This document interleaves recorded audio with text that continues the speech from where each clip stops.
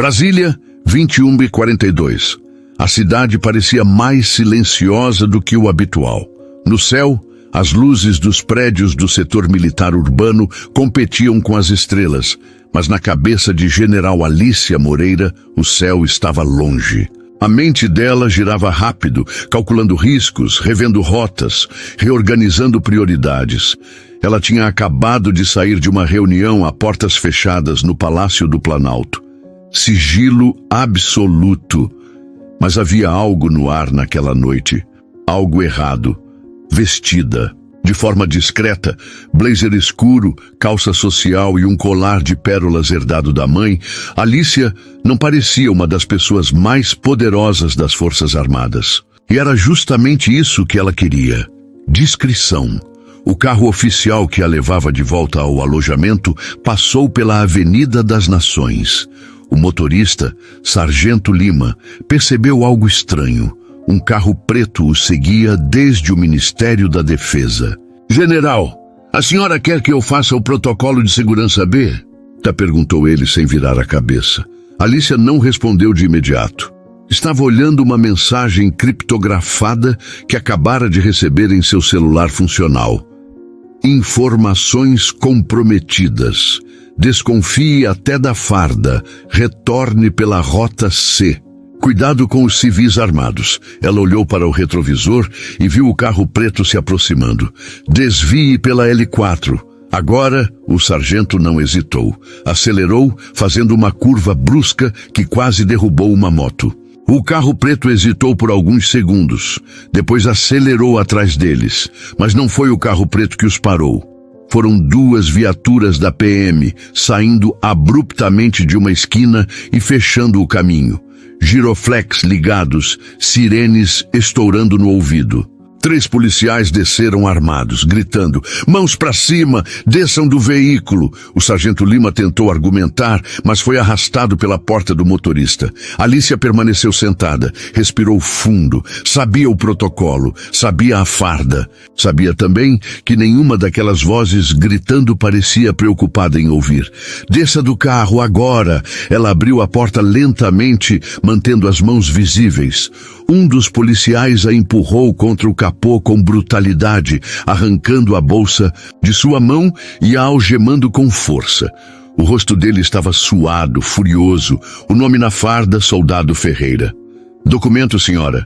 Meu nome é General Alícia Moreira. Matrícula funcional 527918. Documento no bolso interno esquerdo do blazer." "General?" Ferreira riu debochado. "E eu sou o presidente." Outro policial, um cabo branco de olhos azuis, mexia na bolsa dela com desdém. "Olha só, ela tem até crachá falso do exército. Bonitinha a farsa." Enquanto isso, civis se acumulavam ao redor, filmando com celulares. Um dos vídeos mostraria claramente o momento em que o terceiro policial a empurra, com força contra a viatura, mesmo com as mãos algemadas para trás. Ela não resistiu, não gritou, apenas olhou nos olhos dele. "Você vai se arrepender disso", disse serena. "Tá me ameaçando, dona General?" Respondeu ele rindo. Eles não sabiam quem ela era, mas o Estado sabia. 2 minutos depois, um rádio no cinto de Ferreira chiou forte. "Atenção, viatura 517. Identificação da abordada. Confirmada General de Divisão Alícia Moreira. Ordem direta do GSI. Libertem imediatamente. Assunto será tratado com prioridade nacional." Ferreira paralisou. O cabo soltou a bolsa como se queimasse. O terceiro policial, ainda com a mão no ombro dela, recuou como se fosse eletrocutado. "Jegue, general." "Desculpe." Ela não respondeu. Olhou ao redor. Filmagens, testemunhas.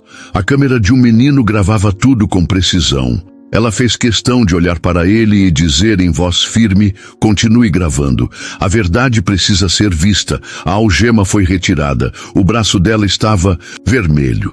Ela não piscou. Recompôs o blazer, pegou a bolsa e caminhou até o carro onde o sargento ainda estava sendo levantado do chão. "Sargento Lima, estamos bem." Sim, senhora, só ferido no orgulho. E no maxilar. Ela entrou no carro. O silêncio voltou, mas só por alguns minutos. No centro de Brasília, o telefone vermelho tocava no gabinete do presidente da República. Ele atendeu sem hesitar. Do outro lado, uma voz gelada. A general foi abordada. Racismo, abuso, ignorância. Queremos resposta amanhã. Terão, respondeu o presidente. Mas ela está bem, fria como sempre, mas vai virar fogo amanhã. Enquanto isso, no quartel do Comando Militar do Planalto, o nome Ferreira foi inserido em uma lista sigilosa. E no gabinete do Ministério da Justiça, o vídeo da abordagem já estava sendo analisado.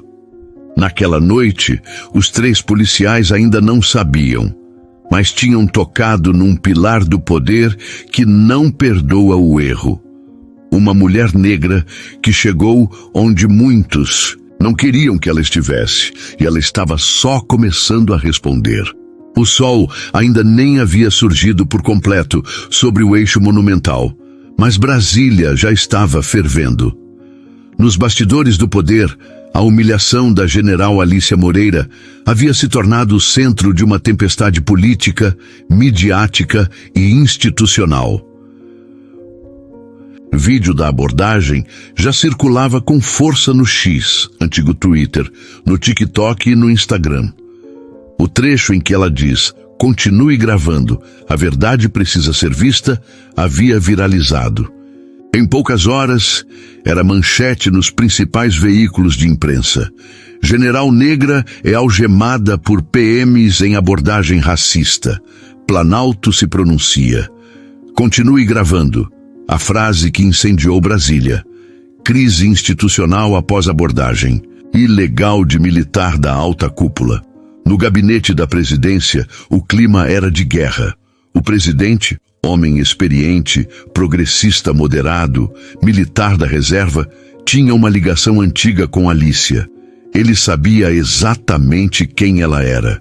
A mulher que salvou a estabilidade de uma operação militar no norte do país, quando todos os generais homens haviam falhado. Ela era um símbolo. E agora era também uma bomba relógio política. Não temos escolha, disse o ministro da Justiça. Isso vai além de uma simples abordagem. É uma questão de Estado, de imagem internacional. Ela foi algemada no centro da capital. Gravado, humilhada. O presidente assentiu, olhando pela janela. E a general? Como está? Firme como sempre. Já pediu agenda com o Comando Militar do Planalto e também quer falar com os líderes do Congresso. Disse que vai se pronunciar, mas só quando estiver pronta. Do outro lado da cidade, no alojamento reservado aos oficiais generais, Alícia tomava seu café em silêncio, cercada por pilhas de relatórios. O sargento Lima, com uma faixa no maxilar, estava ao seu lado, quase como um guarda-costas silencioso. A senhora vai mesmo falar com a imprensa? Perguntou ele. Não ainda. Primeiro eu quero o dossiê dos 3 policiais. Quero saber quem os formou, onde serviram, se tem histórico de abuso. Quero saber quem os promoveu e, principalmente, quero saber quem os protegeu até agora. Ela falava com calma, mas o olhar cortava o ar como uma lâmina. Desde os 17 anos, Alícia sabia que sua cor, seu gênero e sua origem seriam obstáculos em uma carreira como a dela. Ela não os evitou. Ela os enfrentou com disciplina militar e inteligência estratégica. Mas o que fizeram com ela na noite anterior não era só pessoal, era simbólico, e ela não permitiria que passasse em branco. Enquanto isso, os 3 policiais estavam em uma sala da corregedoria da PM, sendo interrogados por um oficial com olhos frios e uma pilha de documentos. O que vocês sabiam sobre a mulher que abordaram? Ferreira, suando em bicas, tentou justificar. Nenhuma identificação visível. A gente achou que fosse fraude. Documento falso. Crachá do exército. O oficial não respondeu.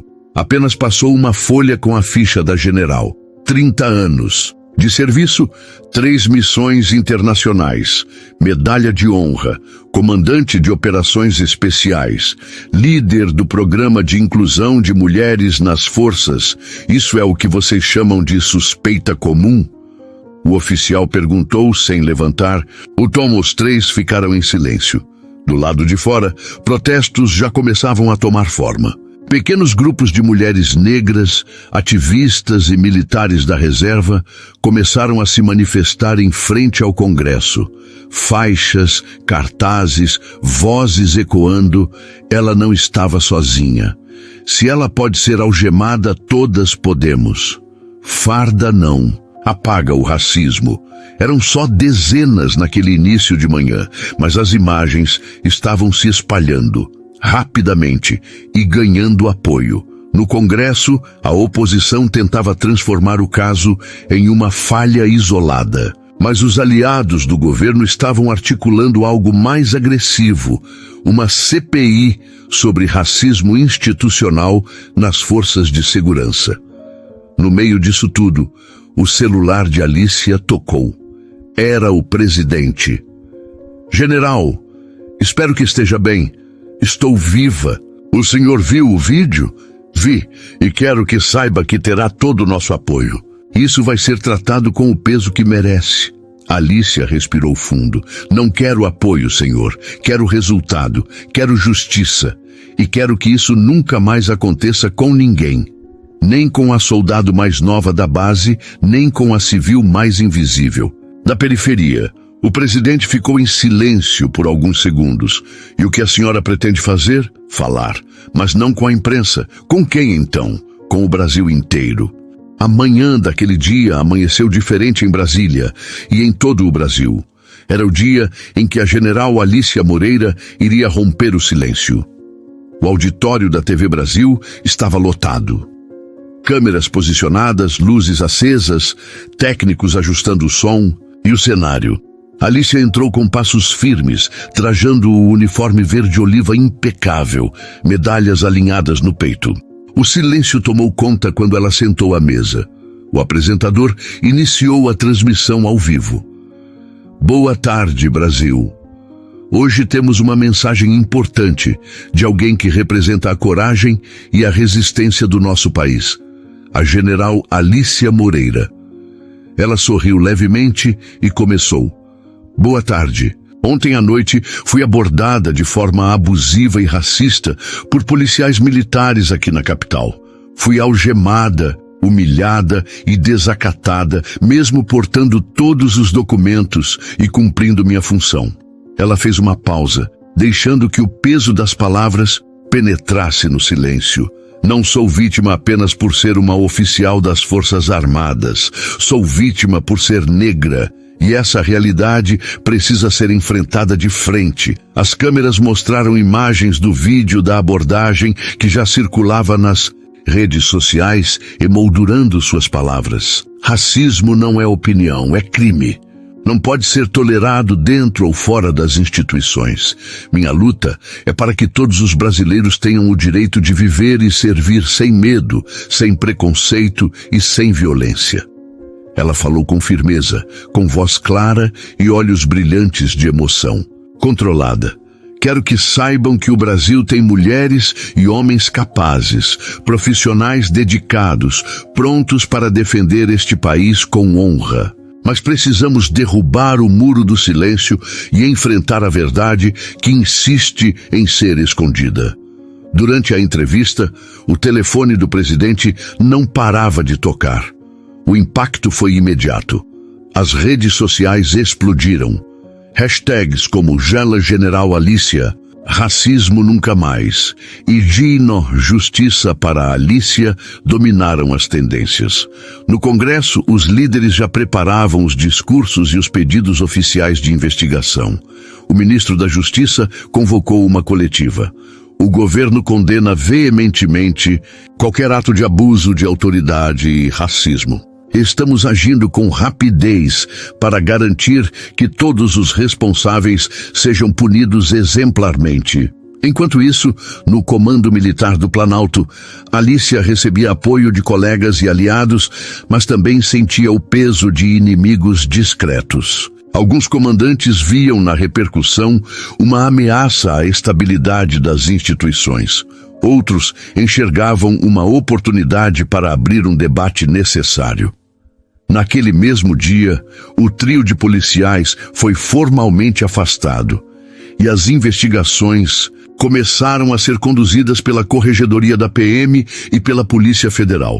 Mas a general sabia que essa era só a primeira batalha. "Isso vai além de mim", disse ela em uma reunião com seu gabinete de apoio. "É sobre o futuro do Brasil, sobre a história que queremos contar." Ela olhou para cada um ali. Havia jovens oficiais, ativistas e até jornalistas de confiança. "Vamos mostrar que mesmo quando tentam nos calar, nossa voz ecoa", concluiu. E o Brasil, aos poucos, começava a ouvir. Nos dias que seguiram a entrevista da general Alicia Moreira, o Brasil inteiro parecia acordar para um debate urgente e necessário. Nas redes sociais, a repercussão do caso tomou proporções inesperadas. Em grupos de WhatsApp, nos fóruns do Telegram e nas timelines do X, milhares compartilhavam opiniões, testemunhos e denúncias. Para muitos, aquela abordagem não era um caso isolado. Era o reflexo de um problema estrutural, arraigado e antigo. Alicia, enquanto isso, permanecia no centro das atenções, não apenas como vítima, mas como líder de um movimento que começava a ganhar força. Ela usava seu celular com sabedoria, conectando-se diretamente com pessoas das mais variadas regiões do país, de jovens ativistas em favelas do Rio, a líderes comunitários do Nordeste, a militares da reserva no Sul. A mensagem era clara: não vamos aceitar que o preconceito defina quem somos ou quem podemos ser.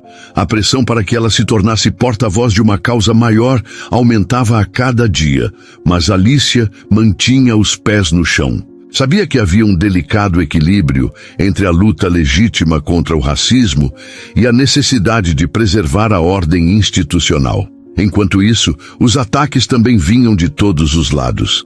Nas redes, mensagens agressivas, discursos de ódio e ameaças começaram a aparecer. Alguns grupos extremistas organizavam manifestações contrárias, tentando deslegitimar a general e seu movimento. "Vocês querem uma guerra", escreveu um influenciador digital conhecido por suas posições radicais. "Essa senhora é um símbolo de fraqueza nas Forças Armadas", mas a resposta veio rápida e unida. Em poucos minutos, uma corrente de mensagens apoiando Alicia tomou conta da plataforma. "Força General, estamos com você. Seu exemplo nos inspira a lutar. Racismo não é opinião, é crime." No Congresso Nacional, a CPI sobre racismo institucional começava a tomar forma oficialmente. Deputados e senadores apresentavam requerimentos, convocavam especialistas e mobilizavam seus gabinetes.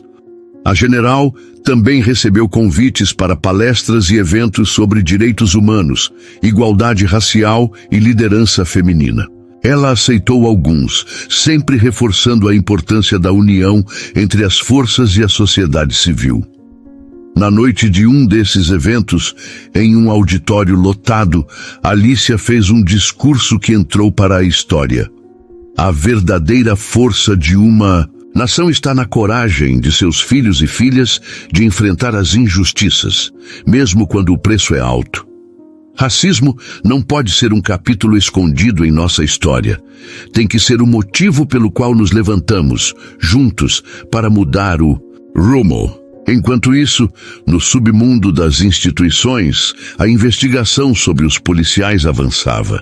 Descobriu-se que Ferreira e seus colegas tinham registros de reclamações anteriores, arquivadas ou minimizadas. O sistema tentava se proteger, mas as evidências estavam à vista. Alicia sabia que a batalha seria longa e difícil, mas estava pronta. Mais do que nunca, o silêncio não era uma opção. O ritmo da investigação sobre a abordagem ilegal e racista a general Alícia Moreira começava a acelerar. A pressão pública, as imagens do vídeo e o clamor popular empurravam o sistema de justiça para uma posição de resposta urgente.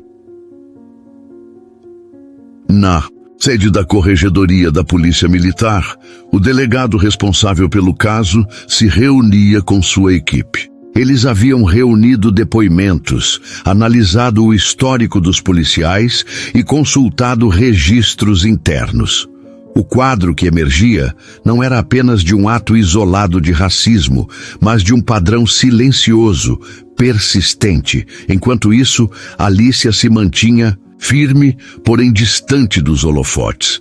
Ela sabia que a justiça não se fazia apenas com palavras. Precisava de provas, coragem e persistência.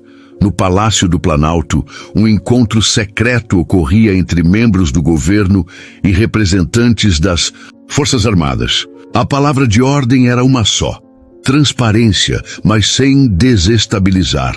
A general Moreira é uma aliada fundamental, disse o ministro da Defesa. Não podemos permitir que este caso seja usado para dividir as Forças Armadas.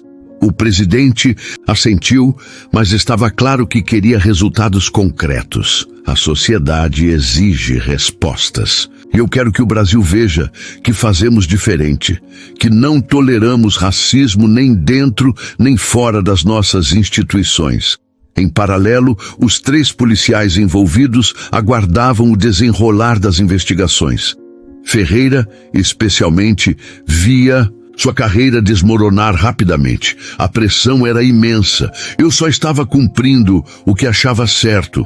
Tentava justificar a um advogado. Não sabia quem ela era. Não queria fazer mal. Mas a verdade era outra. Documentos confidenciais mostravam que ele havia participado de grupos e fóruns online com discursos racistas, além de ter sido citado em outras ocorrências disciplinares abafadas. Alícia, por sua vez, seguia conversando com líderes comunitários, ativistas e militares comprometidos com a mudança. Um grupo de trabalho foi formado para elaborar propostas de combate ao racismo institucional nas forças de segurança. Na Câmara dos Deputados, o debate da CPI ganhava força. Vídeos e testemunhos se acumulavam. O caso da general servia como exemplo, mas havia muito mais por trás. Numa audiência pública histórica, Alícia compareceu para dar seu depoimento oficial. Com voz firme, respondeu a perguntas difíceis, denunciou práticas abusivas e pediu mudanças estruturais. Racismo não é problema apenas da vítima, é problema de toda a sociedade, disse ela. E só venceremos juntos. O país acompanhava cada palavra, enquanto nas ruas manifestações continuavam crescendo, unindo vozes diversas em um coro por justiça. Com o avanço das investigações e a repercussão política, a vida da general Alícia Moreira ganhou contornos de uma verdadeira guerra silenciosa. Nas semanas seguintes, o ambiente dentro das Forças Armadas ficou tenso. A reação dos oficiais à situação era mista. Muitos a apoiavam e reconheciam a importância do debate, mas outros, influenciados por antigos preconceitos, viam nela uma ameaça à ordem tradicional. Em encontros reservados, alguns oficiais, mais conservadores, questionavam a exposição pública da general. Está colocando a instituição em risco, sussurravam. A disciplina deve vir antes de tudo, argumentavam. Mas Alícia, firme e resoluta, continuava sua trajetória. Sabia que a mudança nunca seria fácil. Enquanto isso, os ataques a ela nas redes sociais aumentavam em volume e agressividade. Mensagens anônimas, ameaças veladas e tentativas de desmoralização viraram rotina. Em um episódio especialmente grave, sua casa recebeu um pacote suspeito que foi rapidamente identificado e neutralizado pela segurança. Mas a general não se deixou intimidar. Quem tenta calar a verdade só fortalece a nossa voz. afirmou em uma coletiva de imprensa, onde apareceu acompanhada por lideranças comunitárias e representantes de organizações de direitos humanos. A pressão também se sentia no Congresso. A CPI avançava com depoimentos de diversos setores, revelando casos chocantes de racismo e abuso nas forças policiais de vários estados. Alícia era frequentemente chamada para aconselhar os parlamentares, ajudando a moldar propostas de reforma e maior fiscalização. No Palácio do Planalto, a ligação da general com o presidente se mostrava um ponto fundamental para o equilíbrio político da crise. O presidente, ao lado de ministros e conselheiros, planejava estratégias para garantir que a justiça fosse feita sem que as Forças Armadas se dividissem. Precisamos apoiar quem enfrenta o racismo, não quem o perpetua, dizia ele em reuniões internas. No entanto, dentro da PM ainda havia resistência. Ferreira e seus colegas continuavam buscando amparo em grupos de apoio e advogados, tentando evitar punições mais severas. Mas a maré havia virado. Alícia estava mostrando que a farda e o silêncio não podiam mais proteger quem comete injustiça. E ela estava disposta a lutar até o fim. A pressão em torno do caso da general Alícia Moreira ultrapassava os limites do Planalto e da esfera militar. As forças sociais estavam em ebulição e o Brasil parecia à beira de uma transformação profunda. Nessa conjuntura, uma figura inesperada surgiu como aliada decisiva, o comandante-geral da Polícia Militar de Brasília, Coronel Marcos Tavares. Conhecido por seu discurso rígido, mas justo, Tavares decidiu romper o silêncio sobre o racismo estrutural dentro da corporação. Em uma coletiva marcada pela surpresa, ele declarou: "O caso envolvendo a general Alícia é grave e inaceitável. A Polícia Militar de Brasília repudia qualquer forma de racismo e abuso de poder. Estamos empenhados em apurar os fatos e promover as mudanças necessárias." A fala reverberou no cenário político e social. Para muitos, era um sinal claro de que o sistema começava a se mover.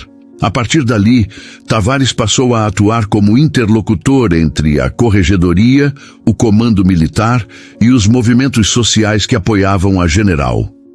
Alícia, embora cautelosa, viu nessa aliança uma oportunidade para acelerar a reforma interna das forças policiais. Se conseguirmos aliados dentro da instituição, poderemos abrir caminhos que antes pareciam impossíveis, disse em reunião estratégica. No Congresso, as discussões da CPI ganharam um novo tom. A presença de um comandante-geral disposto a colaborar trouxe esperança e novos insights para os parlamentares. Mas a batalha ainda não estava ganha.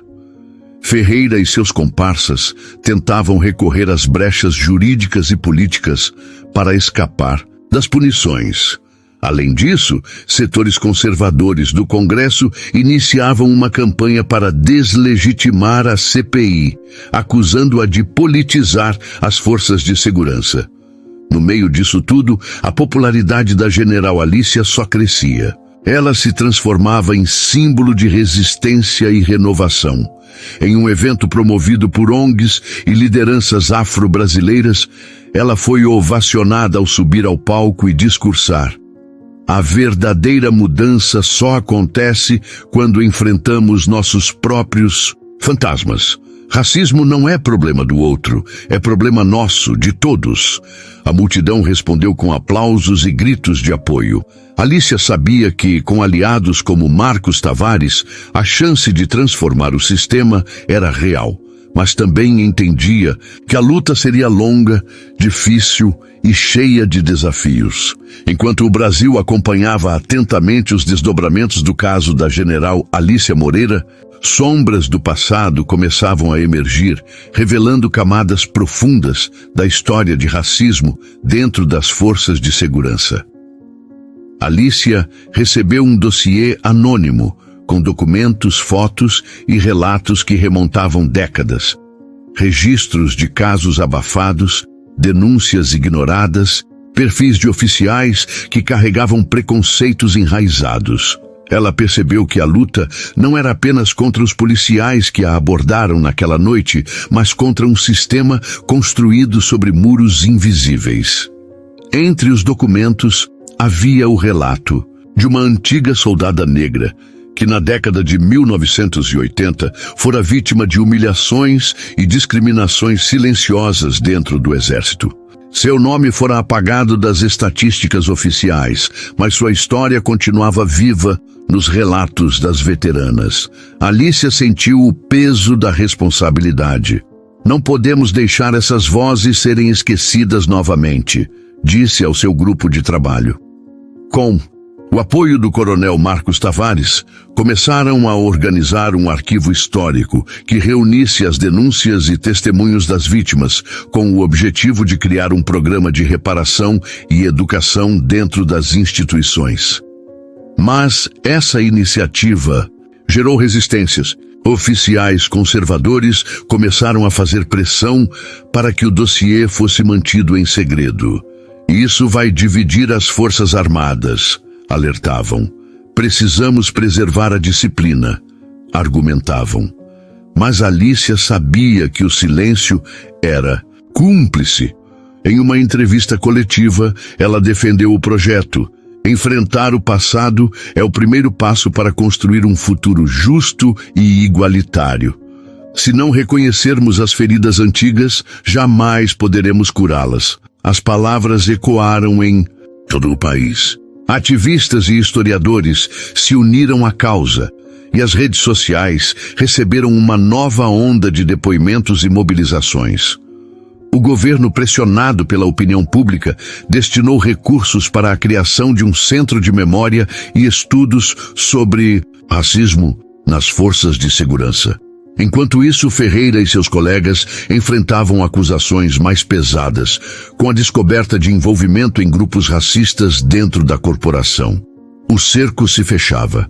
Alicia sentia a vitória se aproximar, mas sabia que essa batalha exigiria ainda mais coragem, inteligência e união. O dia do julgamento dos policiais que algemaram a general Alicia Moreira finalmente chegou. A expectativa era enorme, tanto dentro quanto fora do tribunal. O plenário estava lotado, com representantes da mídia, lideranças comunitárias, oficiais das Forças Armadas, ativistas e cidadãos interessados na decisão que poderia marcar um antes e depois na história do país. Alicia, acompanhada por seus advogados e equipe, entrou no tribunal com o mesmo porte firme de sempre. Ela sabia que a sentença não seria apenas sobre aquele caso, mas sobre a credibilidade das instituições brasileiras diante da sociedade. O promotor iniciou sua argumentação, destacando as provas incontestáveis do racismo e abuso de poder cometidos por Ferreira e seus comparsas. Vídeos, depoimentos e documentos foram apresentados com clareza. O advogado de defesa tentou minimizar as acusações, alegando falta de provas e interpretações equivocadas. Mas a verdade era inegável. Durante o julgamento, foram exibidos testemunhos emocionados de vítimas de racismo nas forças de segurança, muitos falando sobre o medo, a humilhação e a exclusão que sofreram ao longo dos anos.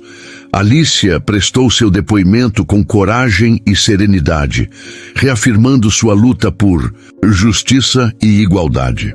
O que aconteceu comigo é a expressão de um problema maior, disse ela.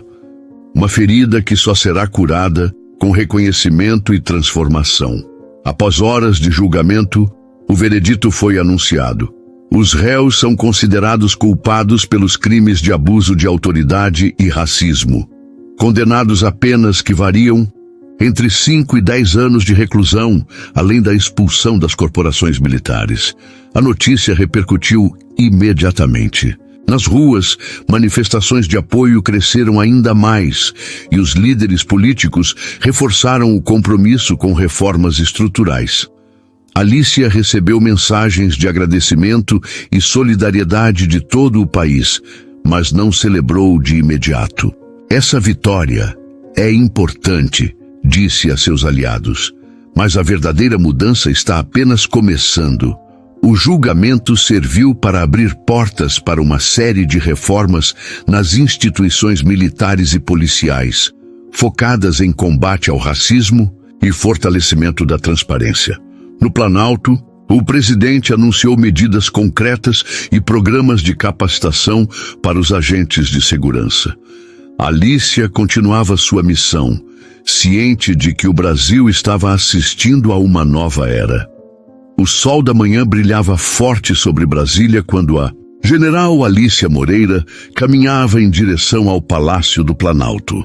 O clima era de transformação, não apenas para ela, mas para todo o país. Após meses de luta, do silêncio à voz alta, das sombras do preconceito às luzes da justiça, o Brasil começava a se reconfigurar. No grande salão do Planalto, Alicia participava da cerimônia de lançamento do Programa Nacional de Combate ao Racismo Institucional, iniciativa que reunia forças armadas, policiais, governos estaduais e a sociedade civil. Em seu discurso, ela falou não apenas de sua experiência pessoal, mas da esperança de um futuro mais justo. Este programa é o símbolo do compromisso do Brasil com a igualdade. Que possamos juntos construir instituições que respeitem e valorizem todas as pessoas, independentemente de sua cor, origem ou gênero. Os olhares presentes refletiam a emoção daquele momento. A política, a sociedade, as forças militares, todas as engrenagens que moveriam o país em uma nova direção. Mas Alicia sabia que a batalha contra o racismo não terminava ali. Seria uma luta diária, contínua, de cada brasileiro e brasileira.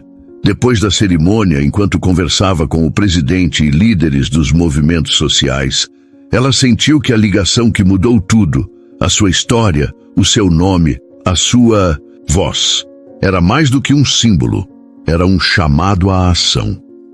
Naquela tarde, olhando para o horizonte do Planalto, Alicia sorriu. O futuro estava aberto e ela estava pronta para enfrentá-lo.